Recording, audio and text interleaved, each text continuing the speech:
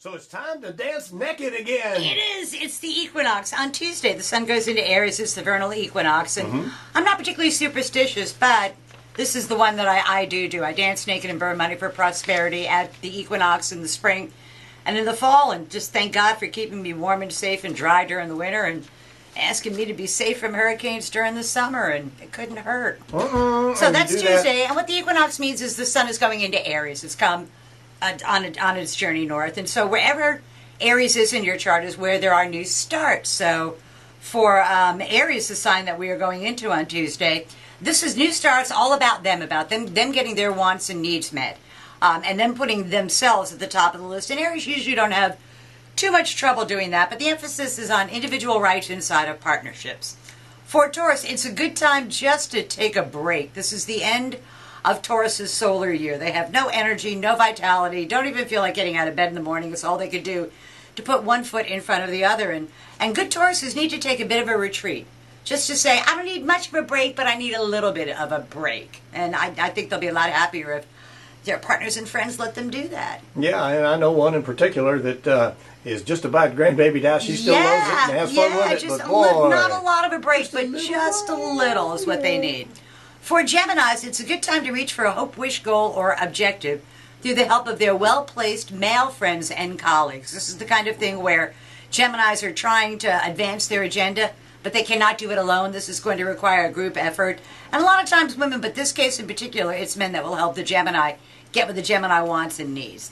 For Cancers, it is in their 10th house of career and public standing, and it means that there's a lot of activity going on at work. And the Cancer wants to lead by example. Rather than sitting back and waiting to follow somebody else's lead, they want to lead by example. For Leos, legal matters, educational matters, contracts, negotiations, important matters at a distance, and reaching a broader audience with your words is all part of the emphasis for Leo over the next 4 weeks or so. And I got to tell you, when the law's on your side, you want to go ahead and use it. Yeah. A good time for appealing to government, institutions, stuff like that, and saying, here, be on my side. For Virgos, it's about maximizing an existing resource, capitalizing on the resources you already have, rather than looking for new ones. It's a good time to be a little bit more aggressive or a little more assertive financially, but not crazy kind of assertive financially. But it's a good time just to kind of put forth your own financial interests and get your financial affairs in order. For Libras, it is in their 7th house of partners as well as open enemies. And Libras are going to find that they have more allies than they thought that they had. And the real trick will be to take what you perceive as an enemy and turn it into an ally. And I think that's very possible over the next 30 days for Libras. And that includes in their marriages too. For Scorpios, it's in their 6th house of work, health, and responsibilities. And Scorpios need to be proactive regarding work and responsibilities. And they need to be careful not to throw too much stuff up on the wall. But they need to be able to advance their own agenda through where it is they work rather than what it is that they do. For Sagittarians, it's in their 5th house of love affairs, children, sports, amusements, pleasures. Just having a good old time is what's in store for Sagittarians. Springtime, their favorite time of year to fall in love, and why not? For Capricorns, it's in their 4th house of home. Their homes, their foundations. They want to shore those things up. They want to make some changes at home. And I say to Capricorns, be careful when you're knocking out walls and make sure that they aren't load-bearing walls before you start knocking stuff around either physically or esoterically. For Aquarians, it's in their 3rd house of day-to-day living. So they have places to go, people to see, things to do, out and backs, short distance, short duration travel is in store for them. And they may be able to get some sort of additional certification over the next month or so.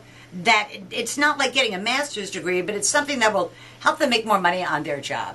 And then for Pisces, the last sign of the zodiac, it's about the Pisces making more money. It's whatever the Pisces can do to increase the amount of month at the end of their money rather than money at the end of their month. So it's something where they are going to have to take some sort of effort. It's not just going to fall on the sky on them. It's going to require more work, but they have the ability to do that. And if they do, they'll be financially remunerated for it. So that's tomorrow's news today for the 12 signs of the zodiac, and that's probably the big reason I dance naked and burn money is for prosperity. It doesn't mean money falling out of the sky. Sometimes it does, but it's just more prosperity, and we can all use a little bit more prosperity. It only has to be a dollar bill, so it's not a big deal. You don't get any more if you burn a 20. We tried that once. So. And it's the symbol. It's the recognition that without that which can create something out of nothing's indulgence, whether you call it God, Nirvana, Buddha, whatever you want to call that which can create something out of nothing, without that indulgence, none of us would make it through the winter or the summer. So, right. And you can't burn coins, so yeah, you know exactly. what to do. A dollar bill has to do. It's got to be something you value and not illegal. Well, we'll see you next week and bring on the dreaded Mercury retrograde. Yeah, you want to finish stuff up before that stuff hits. See you then. Always a pleasure.